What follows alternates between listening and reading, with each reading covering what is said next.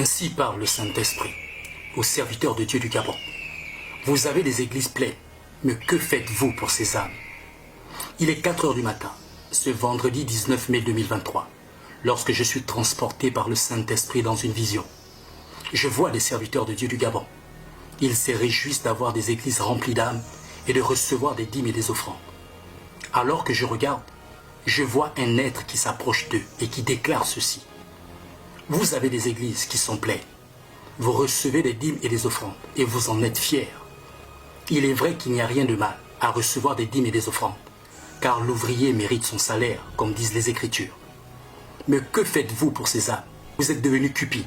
Tout ce qui vous intéresse, c'est de remplir vos poches.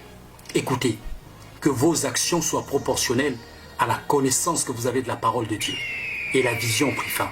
Bien-aimés, serviteurs de Dieu du Gabon, voici le message que j'ai reçu du Saint-Esprit. Le Seigneur Jésus-Christ déplore votre attitude envers les nombreuses âmes que vous avez dans vos églises.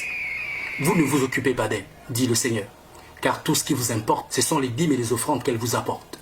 Le Seigneur le sait et il le voit.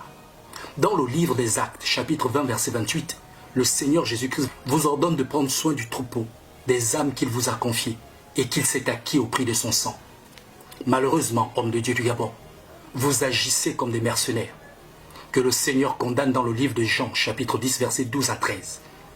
Vous ne vous souciez point de la vie de ces âmes, de leur salut, car ainsi parle le Saint-Esprit. Vous êtes devenus cupides. Tout ce qui vous intéresse, c'est de remplir vos poches. Arrêtez et répentez-vous, car vos actions sont contraires à la parole du Seigneur que vous connaissez parfaitement. Prenez soin des âmes qui remplissent vos églises, car il en va de leur salut. Merci d'écouter cet avertissement, de le partager à tous les serviteurs de Dieu du Gabon, et que Dieu vous bénisse.